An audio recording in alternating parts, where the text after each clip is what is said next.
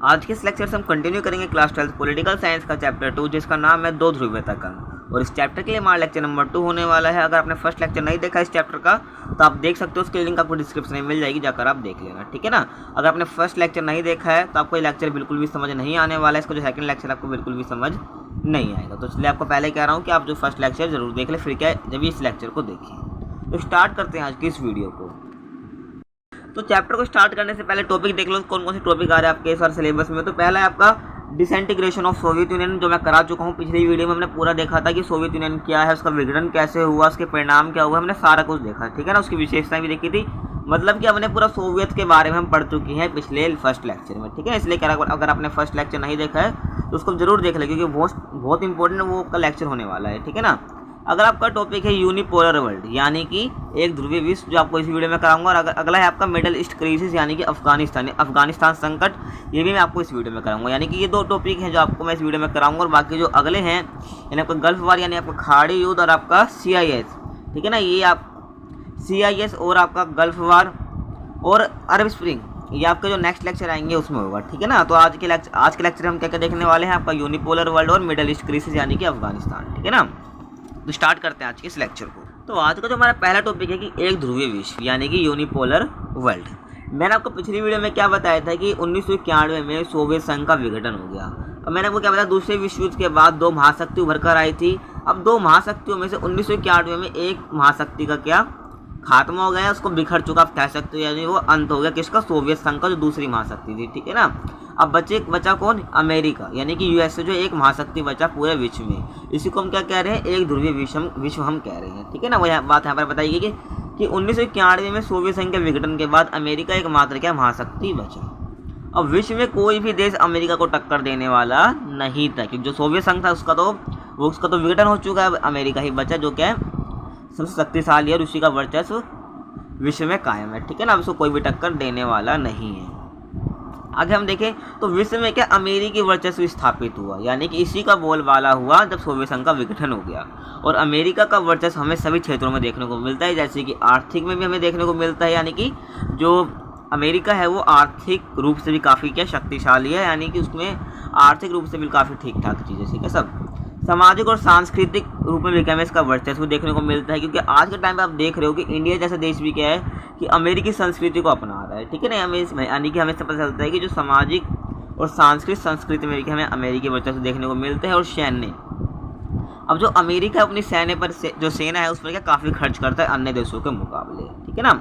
और अगला है प्रौद्योगिकी व्यापार, यानी तकनीकी मामले में आप ले सकते हो और व्यापार के मामले में आप ले सकते हो, जिसमें क्या अमेरिका का वर्चस्व हमें दिखता है, ठीक है ना। आप आज के टाइम पर भी देखते हो। आगे हम देखें तो विश्व में पूंजीवादी अर्थव्यवस्था का बोलबाला हो गया। अब जो सोवियत संघ था वो क्या मानता था, समाजवाद को मानता था। जो हमारा USA है ये पूंजीवादी व्यवस्था को मानता था। लेकिन जैसे ही सोवियत संघ का विघटन होगा तो किसका बोलबाला होगा, पूंजीवादी विचारधारा का क्या बोलबाला हो, जो अमेरिका जिसको मानता था, क्योंकि वही क्या अकेला महाशक्ति बचा है, ठीक है ना। समझिए एक ध्रुवीय विश्व, ये छोटा सा टॉपिक है आपका, क्लियर हो गया होगा आपको। अगर डाउट होता है मेरे से कमेंट सेक्शन में पूछ सकते हो। तो अगला टॉपिक देखते हैं हमारा कौन सा है, अफगानिस्तान संकट, ठीक है ना। अगला टॉपिक है हमारा मध्य पूर्व संकट अफगानिस्तान, यानी हम पढ़ने वाले हैं अफगानिस्तान संकट के बारे में।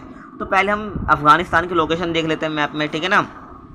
तो ये है आपकी क्या अफगानिस्तान की लोकेशन। इसके बगल में पाकिस्तान है, यहाँ इंडिया है, यहाँ चाइना है, यहाँ किर्गिस्तान है, ताजिकिस्तान है, उज्बेकिस्तान है, तुर्कमेनिस्तान है, ईरान है और कजाकिस्तान है, ठीक है ना। तो ये क्या है, अफगानिस्तान की लोकेशन है। अब यहाँ पर संकट क्यों आया, ठीक है ना, आपको जानना जरूरी है। अब अफगानिस्तान की लोकेशन कुछ ऐसी है जहाँ पर क्या होता है कि हर कोई यहाँ पर कब्जा करना चाहता है। अब जो यहाँ पर जो कब्जा करने को जो संकट चल रहा था, पहले तो था ब्रिटेन और रशिया में, ठीक है ना। पहले तक इसमें था ब्रिटेन और रशिया में, लेकिन बाद में ब्रिटेन की शक्ति कम होती है, ठीक है ना। फिर रशिया हट के क्या USSR बंद हो जाता है और ब्रिटेन के बाद अमेरिका आ जाता है, ठीक है ना। यानी कि USSR और USA में क्या है, इस पर कब्जे को लेकर क्या चलता रहता है, लड़ाई चलती रहती है। तो इस पर क्या अफगानिस्तान पर संकट आता है। अब इसका कारण क्या है, आप खुद भी जानते हो, क्या जो अफगानिस्तान है वो सबके बीच में पड़ता है, यानी कि इसकी लोकेशन ऐसी है कि हर देश को कैसे गुजर के जाना पड़ता है। अगर किसी को इधर से जाना है तो क्या अफगानिस्तान से होकर जाना पड़ेगा। अगर इंडिया से किसी को यहाँ पर जाना है तुर्कमेनिस्तान में तो अफगानिस्तान से होकर जाना पड़ेगा। अगर ईरान को क्या ताजिकिस्तान में जाना पड़ेगा तो उसको अफगानिस्तान से होकर जाना पड़ेगा। तो इसलिए क्या इसकी लोकेशन क्या है, इंपॉर्टेंट हो जाती है। इसलिए क्या है, यूएसए हो गया चाहे यूएसएसआर हो गया, इस पर क्या कब्जा करना चाहता था, ठीक है ना। तो क्लियर यहाँ तक समझ गए कि संकट इस पर क्यों आया है, क्यों बना है। तो आगे देखते हैं हम। तो पहले हम देख लेते हैं अफगानिस्तान की भौगोलिक स्थिति क्या है, ठीक है ना। तो पहले हमें किसी के बारे में जानने से पहले क्या उसकी भौगोलिक स्थिति के बारे में जान लेना चाहिए। तो इसी के पहले हम क्या करेंगे, अफगानिस्तान की भौगोलिक स्थिति देखेंगे। तो ये चारों तरफ से क्या भूमि से घिरा हुआ देश है। हमने देखा था मैप में कि उसके आसपास बिल्कुल भी क्या नदी वगैरह नहीं है, उसके चारों तरफ क्या देश ही देश है, यानी कि भूमि से घिरा हुआ देश है अफगानिस्तान। इसके मुख्य भूभाग में क्या हिंदू कुश पहाड़ियाँ और दक्षिणी भाग क्या है रेगिस्तान, यानी जिसका दक्षिणी हिस्सा अफगानिस्तान का वो रेगिस्तान है, और जो इसका जो मुख्य भूभाग है उसमें क्या हिंदू कुश पहाड़ियाँ हैं, ठीक है ना। और यहाँ क्या कम उपजाऊ भूमि है, यानी कि बिल्कुल भी उपजाऊपन भूमि नहीं है यहाँ पर। कहाँ पर, अफगानिस्तान की हम बात कर रहे हैं। यहाँ पर कौन सी कैसी भूमि है, कम उपजाऊ वाली भूमि है यहाँ पर। क्योंकि उपजाऊ भूमि जहाँ पर कहाँ पर होती है, जहाँ पर क्या नदी वगैरह होती है, लेकिन अफगानिस्तान में तो नदी वगैरह है ही नहीं, तो इसलिए यहाँ की जो भूमि है वो क्या कम उपजाऊ है, ठीक है ना। तो अफगानिस्तान में जनसंख्या वितरण किस प्रकार का है, तो पश्तून लोग यहाँ पर ज़्यादा रहते हैं, ठीक है ना। 42% यहाँ पर पश्तून लोगों की जनसंख्या, जिन्हें हम पठान भी कहते हैं, ठीक है ना। अगला है ताजिक, जिनकी 27% जनसंख्या है यहाँ पर अफगानिस्तान में। अगला है उज्बेक जो 9% है, और हजारा क्या है 8%। कुछ अन्य भी हैं, वो इम्पोर्टेंट नहीं है, पर आपको इतना ध्यान रखना, जो पश्तून है वो 42% अफगानिस्तान में रहते हैं। अब एक इम्पोर्टेंट बात, अब जो पाकिस्तान है और जो अफगानिस्तान है, अब इसकी जो बीच की रेखा है उसको हम क्या कहते हैं, डूरंड रेखा कहते हैं। क्या कहते हैं, डूरंड रेखा हम कहते हैं, यानी कि ये पाकिस्तान की सीमा है और ये अफगानिस्तान की सीमा है, तो उसकी जो बीच की रेखा है, ठीक है ना, तो उसको हम क्या कहेंगे, डूरंड रेखा हम। अब आप मुझे कमेंट सेक्शन में बता सकते हो कि भारत और पाकिस्तान के बीच की रेखा का क्या नाम है, ठीक है ना। आप बता सकते हो पाकिस्तान और अफगानिस्तान के बीच की जो रेखा उसको तो हम डूरंड रेखा कहते हैं, और पाकिस्तान और भारत के बीच की रेखा का क्या नाम है वो मुझे कमेंट सेक्शन में बता सकते हो, ठीक है ना। आगे हम देखें तो अफगानिस्तान में कुछ बड़े बदलाव हुए। अब वो बदलाव क्या थे, तो 1960 के दशक में राजा जाहिर शाह ने अफगानिस्तान में क्या कुछ बदलाव किए, जो उस वक्त के यहाँ पर अफगानिस्तान का क्या शासन संभाल रहे थे, ठीक है ना। तो उन्होंने क्या कुछ बदलाव किए अफगानिस्तान में। वो क्या थे, तो पहला महिलाओं की शिक्षा को लेकर उन्होंने कुछ बदलाव किया, यानी कि महिलाओं की शिक्षा का प्रबंध किया, यानी उस पर ध्यान दे, और चुनाव प्रक्रिया को ठीक किया, और जनता को कुछ राजनीतिक अधिकार दिए गए जो इससे पहले नहीं दिए गए थे, यानी जनता को क्या राजनीतिक अधिकार दिए गए, ठीक है ना। अब राजनीतिक अधिकार आप खुद भी जानते हैं, मत डालना हो गया, राजनीतिक शासन में भाग लेना हो गया, जैसे कि, ठीक है ना, ये कुछ राजनीतिक अधिकार होते हैं। तो क्या जनता को राजनीतिक अधिकार दिए गए, और ये परिवर्तन किसने किए, जब बदलाव किसने किए थे, जाहिर शाह ने ये किए थे। आगे हम देखें तो एक घटना होती है 1943 में। अब क्या होता है कि जाहिर शाह के परिवार से एक आदमी होता है जिसका नाम है दाऊद खान। अब वो क्या इनका तख्ता पलट कर लेता है और सत्ता को हथिया लेता है। क्या बताया मैंने कि 1943 में क्या होता है कि जाहिर शाह को सत्ता से हटा दिया जाता है। अब इनको हटाता कौन है, इन्हीं के परिवार का एक आदमी होता है जिसका नाम दाऊद खान है, ठीक है। इनका तख्ता पलट करके सत्ता को हथिया लेता है। लेकिन जैसे ही 1978 आता है, यानी कि 1943 के बाद डायरेक्ट 1978 जब आता है, तो क्या इसका भी तख्ता पलट हो जाता है, किसका, दाऊद खान का। और करता कौन है, एक वहाँ की कम्युनिस्ट पार्टी होती है, ठीक है ना, वो उसका तख्ता पलट कर देती है, और कम्युनिस्ट पार्टी क्या वहाँ का शासन चलाती है। अब कम्युनिस्ट पार्टी का नाम क्या है, वो है PDP। इसका फुल फॉर्म क्या है, People's Democratic Party of Afghanistan, यानी PDP जो वहाँ की क्या कम्युनिस्ट पार्टी थी, जिसने क्या उसका तख्ता पलट किया, किसका, दाऊद खान का। आगे हम देखें तो PDP पार्टी ने अफगानिस्तान में भूमि सुधार किया, जिसके तहत भूमि की एक अधिकतम सीमा को निर्धारित उन्होंने कर दिया। तो मतलब कि यहाँ पर बात क्या की जा रही है, जो PDP पार्टी थी, यानी वहाँ की जो कम्युनिस्ट पार्टी थी, उन्होंने क्या कुछ भूमि सुधार किए, कहाँ पर, अफगानिस्तान में। अब उन्होंने भूमि सुधार में क्या किया कि एक अधिकतम सीमा निर्धारित कर दी, किसी के पास कितनी भूमि होनी चाहिए, ठीक है, यानी कि उन्होंने अधिकतम भूमि सीमा को क्या निर्धारित कर दी, किसके पास कितनी भूमि होनी चाहिए अधिकतम। अब जिसके पास निर्धारित सीमा से अधिक भूमि थी, तो क्या किया, उससे भूमि लेकर उस व्यक्ति को भूमि दे दी जिसके पास कम भूमि थी या भूमि नहीं थी। यानी कि देखो एक सीमा निर्धारित कर दी, किसी के पास इतनी भूमि होनी चाहिए, ठीक है ना। मान लिया किसी के पास 50 गज भूमि होनी चाहिए, अब किसी के पास 100 गज है, तो उससे भूमि लेकर 50 गज भूमि लेकर ऐसे व्यक्ति को दे दी जाएगी जिसके पास क्या भूमि नहीं है या भूमि कम है। क्लियर यहाँ तक। आगे हम देखो तो जिसका विरोध वहाँ की आम जनता ने किया। अब क्यों, अब मान लो कोई अमीर व्यक्ति है, वो कमा रहा है, मेहनत कर, तो अपनी उसको ज़्यादा भूमि रखने का अधिकार भी है, लेकिन जो पीडीपी पार्टी थी उसने क्या किया, भूमि की सीमा निर्धारित की और जिसके पास ज़्यादा मिली उससे क्या भूमि हथिया ली और ले ली, और क्या जिसके पास भूमि नहीं है उसको दे दी। लेकिन इसका विरोध किसने किया, वहाँ की आम जनता ने किया। अब इसके बाद से क्या है, अफगानिस्तान संकट की शुरुआत होती है। ठीक है ना, अफगानिस्तान संकट की क्या शुरुआत होती है, कब से, जब पीडीपी पार्टी क्या है अब ये क्या भूमि सुधार जब करती है। आगे हम देखें तो जब ये विरोध बहुत ज़्यादा बढ़ गया तो अफगानिस्तान की कम्युनिस्ट पार्टी ने सोवियत संघ से मदद मांगी। यानी कि जो वहाँ की कम्युनिस्ट पार्टी थी यानी पीडीपी ने क्या किया, सोवियत संघ से मदद मांगी। जब ये विरोध ज़्यादा बढ़ गया, यानी जब ये लड़ाई ज़्यादा बढ़ गई, जनता ने इसका बहुत दबाकर विरोध किया, तो उसने क्या किया, सोवियत संघ से मदद मांगी। और यही सोवियत संघ की क्या सबसे बड़ी गलती थी, जिसने उसकी मदद की, किसकी, पीडीपी की, वहाँ की कम्युनिस्ट पार्टी की। अब आगे हम देखेंगे किस प्रकार से उसने मदद की, और यही क्या था कि सोवियत संघ के विघटन का कारण भी बनता है। ठीक है ना, अब ये सोवियत संघ के विघटन के कारण में से एक है। ठीक है ना, आप ये लिख भी सकते हो कि अफगानिस्तान में हस्तक्षेप के कारण क्या हुआ, सोवियत संघ का विघटन हुआ। ये कारण है सोवियत संघ के विघटन का। आगे हम देखें तो अफगानिस्तान संकट यानी कि सोवियत आक्रमण 1979 और 89। ठीक है ना, सोवियत आक्रमण हुआ था कहाँ पर, अफगानिस्तान में। उसको देखते हैं। तो सोवियत संघ ने 1979 में अफगानिस्तान में हस्तक्षेप कर दिया। ठीक है ना, वहाँ की कम्युनिस्ट पार्टी ने क्या मदद मांगी, किससे, सोवियत संघ से। 1979 में अफगानिस्तान में हस्तक्षेप किसने किया, सोवियत संघ ने। ठीक है ना, और इससे सोवियत संघ की अर्थव्यवस्था क्या और भी कमजोर हुई। अब हम जानेंगे किस प्रकार से जो सोवियत संघ की अर्थव्यवस्था है वो और भी कमजोर हो गई। ठीक है ना, तो सोवियत संघ ने 24 दिसंबर 1979 में अपनी सेनाओं को अफगानिस्तान में भेजा, जिसके कारण क्या हुआ अब वो देखेंगे। देखो सोवियत संघ ने क्या किया, तो पीडीपी ने वहाँ की क्या कम्युनिस्ट पार्टी है तो उसने क्या मदद मांगी सोवियत संघ से। तो सोवियत संघ ने क्या किया, 24 दिसंबर, डेट याद रखनी है आपको, 24 दिसंबर 1979 में क्या किया, अपनी सेना को अफगानिस्तान में भेज दिया। किसकी मदद करने के लिए, वहाँ की कम्युनिस्ट पार्टी की मदद करने के लिए। अब इसके कारण क्या हुआ कि इसका विरोध बहुत ज़्यादा बढ़ गया। अब जितने भी मुस्लिम देश थे क्या उसका विरोध किया, किसका, अफगानिस्तान का। सीधी सी बात है, अगर अब अफगानिस्तान का मैटर है तो क्या उसमें अब सोवियत संघ उसमें इंक्लूड हो रहा है। ठीक है, इसका सोवियत संघ भी क्या इसमें हस्तक्षेप कर रहा है, तो क्या है मुस्लिम देशों ने भी क्या इसका विरोध किया। अफगानिस्तान के लोगों ने भी इसका विरोध किया, वो तो पहले से ही कर ही रहे थे। अब जो अफगानिस्तान के लोग थे वो तो विरोध कर ही रहे थे, और ज़्यादा विरोध होने लगा जनता के द्वारा। अब संयुक्त राष्ट्र संघ ने भी क्या इसका विरोध किया। ठीक है ना, अब इसकी जो गठन का हुआ था 24 अक्टूबर 1945 में इसका गठन किया गया था यूएनओ का, यानी कि संयुक्त राष्ट्र संघ का। अब उसने भी क्या इसका विरोध किया। अब इसने भी दलील दी कि ऐसा उसको नहीं करना चाहिए, अफगानिस्तान का मैटर अफगानिस्तान में ही सोल्व किया जाना चाहिए, ना कि किसी अन्य देश को या अन्य किसी संघ को आकर इसमें इंक्लूड होना चाहिए। आगे हम देखें तो अमेरिका ने इसका विरोध किया। अब अमेरिका तो उसको विरोध करेगा ही, क्योंकि वो तो उसको हटाना ही चाहता है इस पूरे विश्व से। ठीक है ना, क्योंकि वो दूसरी महाशक्ति है, तो इसलिए क्या उसको हटाना चाहता है, और अमेरिका ने भी इसका विरोध किया। और इतने विरोध होने के बावजूद भी सोवियत संघ नहीं माना। अब हमने देखा कि सोवियत संघ का विरोध कितना ज़्यादा हो रहा है, मुस्लिम देशों द्वारा, अमेरिका द्वारा, संयुक्त राष्ट्र संघ द्वारा और अफगानिस्तान की जनता द्वारा। किसका विरोध हो रहा है, सोवियत संघ का।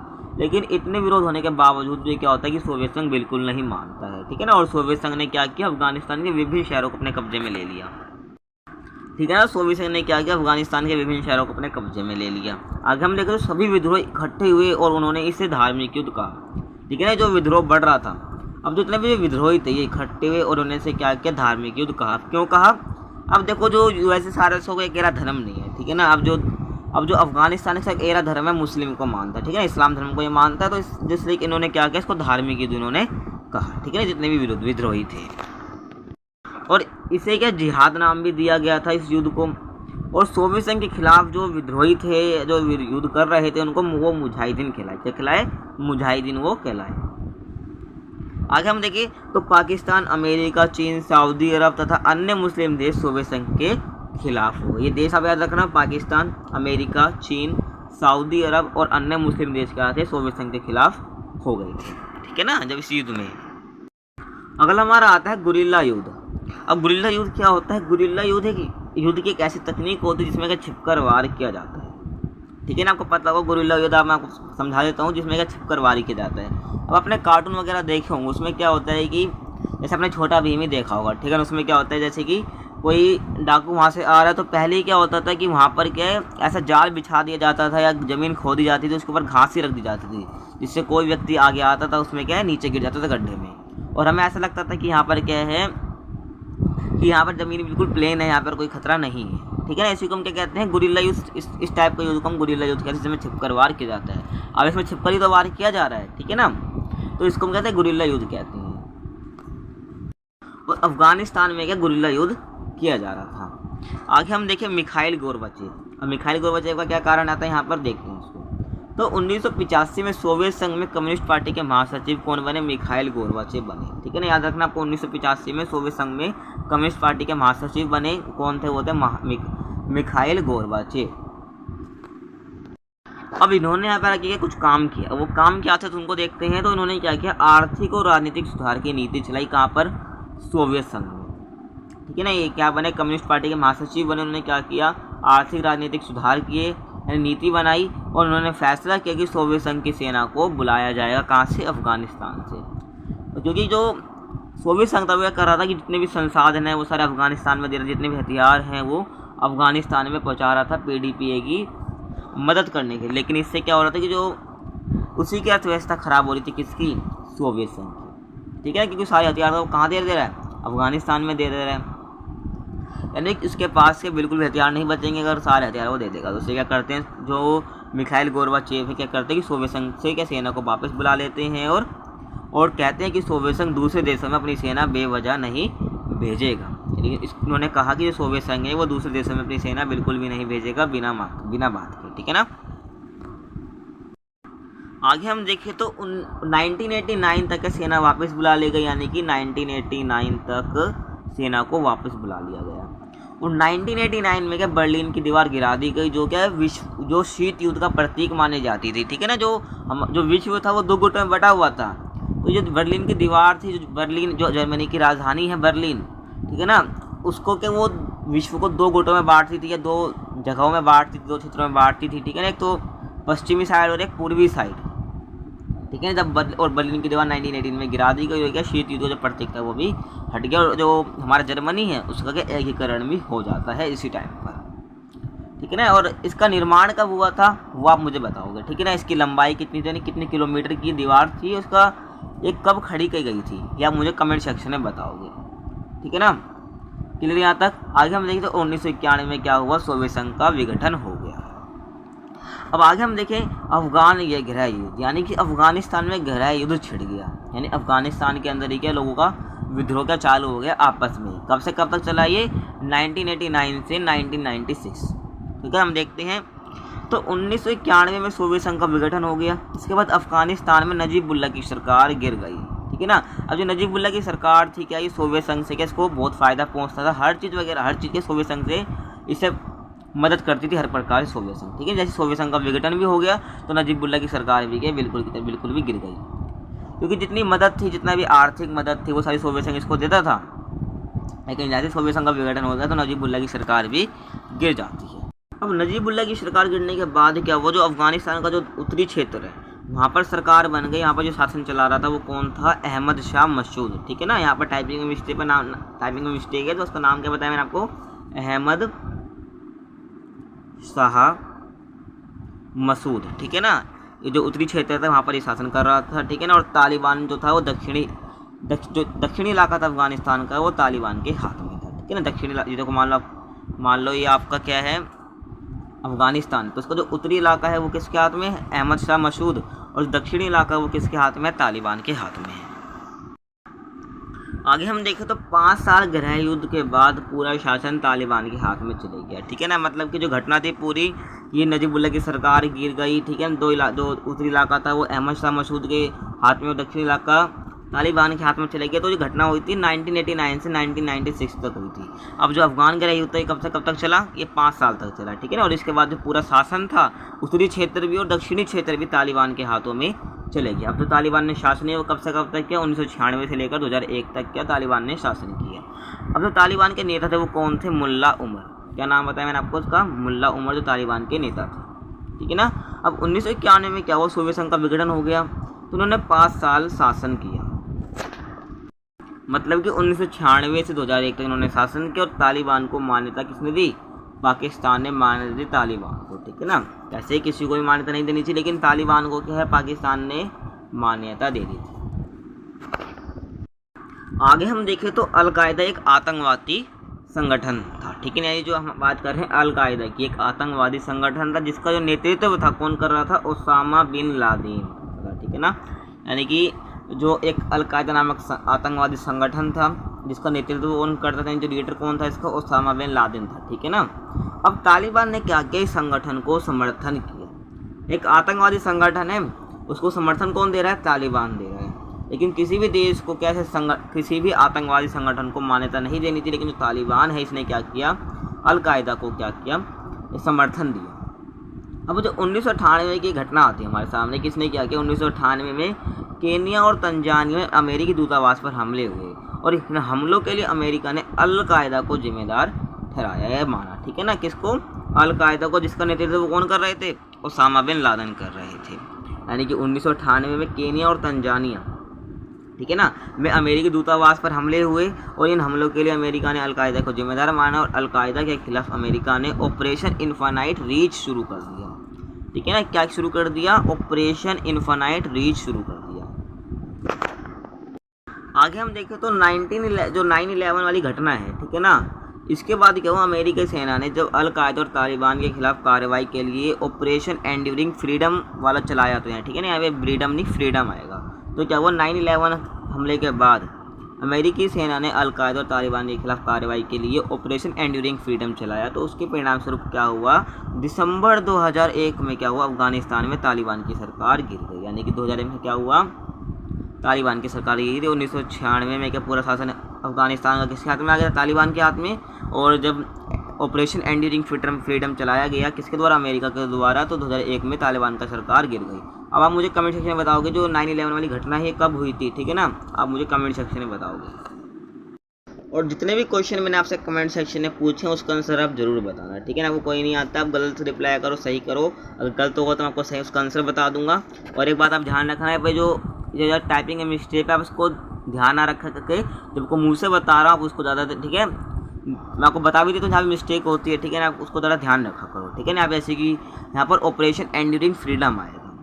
अब आपको जैसे कि ऑपरेशन इन्फिनाइट रीच हो गया, आपका ऑपरेशन एंड्यूरिंग फ्रीडम क्या होता है, इसमें क्या किया जाता है, अगर आपको नहीं पता है तो आप मुझे कमेंट में बता सकते हैं, आपको क्या कमेंट में बता दूंगा। तो इसी तरह हमारी आज की जो वीडियो थी खत्म होती है। आपको वीडियो अच्छी लगी तो क्या करना, आपको वीडियो को लाइक करना है, वीडियो को ज़्यादा शेयर करना है और अपने दोस्तों को भी चैनल के बारे में बताना है। तो मिलते हैं आपसे अगली वीडियो में, जब तक के लिए जय हिंद जय भारत।